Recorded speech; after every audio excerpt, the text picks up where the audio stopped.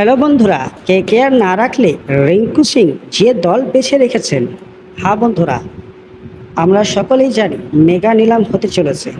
এই মেগা নিলামে হয়তো সম্ভবত 6 থেকে 4 জন খেলোয়াড়কে রাখতে পারবে, রিটার্ন করতে পারবে ফ্র্যাঞ্চাইজিগুলো। কিন্তু এরই মধ্যে একটি বায়ান চলে আসলো, এরই মধ্যে একটি খোলাসা সোশ্যাল মিডিয়ায় ভাইরাল হতে চলেছে।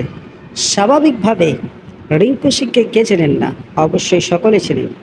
সেই রিঙ্কু সিং জানিয়েছেন, কেকার যদি আমাকে রিটায়ার না করে তাহলে আমি দল বেছে রেখেছি। হ্যাঁ বন্ধুরা, কোন দল বেছে রেখেছেন এই রিঙ্কু সিং? অবশ্যই সব এই ভিডিওর মাধ্যমে জানাবো। তার পূর্বে জানিয়ে রাখি, চ্যানেলে নতুন হয়ে থাকলে চ্যানেলটিকে সাবস্ক্রাইব করে আমাদের পাশে থাকবেন বন্ধুরা।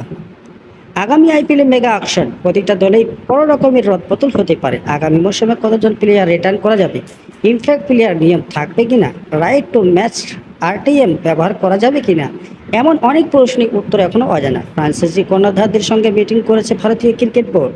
তাদের সঙ্গে নানা বিষয়ে আলোচনা হয়েছে। এবার আইপিএল গভর্নিং কাউন্সিলের ওপর সিদ্ধান্ত নির্ভর করছে, বিশেষ করে নজরে রিটার্নশন পলিসি।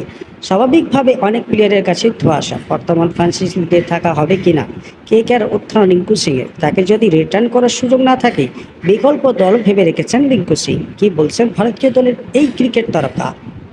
কিছুদিন আগে একটি ইউটিউব শোতে কেকেআর তরুণ পেসার হার্ষিত রানা জানিয়েছিলেন, যদি 4 জন প্লেয়ারকে রিটার্ন করার সুযোগ থাকে তো নাইট রাইডার্স 3 জন হতে পারেন, সুনীল নারায়ণ, আন্দ্রে রাসেল এবং রিঙ্কু সিং। চতুর্থ জন কে হতে পারেন তা তার কাছেও ধোঁয়াশা। গভর্নিং কাউন্সিলের মিটিং না হওয়া পর্যন্ত এই বিষয়ে নিশ্চয়তা নেই। যদিও রিঙ্কু সিং নাইট রাইডার্সের হয়ে খেলার সুযোগ না পান। স্পোর্টস শতক এ এক সাক্ষাৎকারে রিঙ্কু জানিয়েছেন তার দ্বিতীয় পছন্দের কথা। কেকেআর না রাখলে রিঙ্কুর পছন্দ রয়্যাল চ্যালেঞ্জার্স বেঙ্গালুরু। রিঙ্কু বলছেন, অবশ্যই আরসিবি, কারণ বিরাট কোহলি রয়েছে। আন্তর্জাতিক ক্রিকেটে 1 বছর ক্যারিয়ারে বেশ কয়েকজন ক্যাপ্টেনের অধীনে খেলেছেন রিঙ্কু সিং। সদ্য খেলেছেন সূর্যকুমার যাদবের নেতৃত্বে। শ্রীলঙ্কায় টি-20 সিরিজে 3-0 জিতেছে ভারত। শেষ ম্যাচে বল হাতে চমকে দিয়েছেন রিঙ্কু সিং। সূর্যকুমার যাদবের ক্যাপ্টেন্সি প্রসঙ্গে রিঙ্কু বলেন, ও খুবই ভালো ক্যাপ্টেন। সূর্য ঠান্ডা মাথার, খুবই বেশি কথাও বলে না, খুবই ভালো ক্যাপ্টেন সূর্যকুমার যাদব।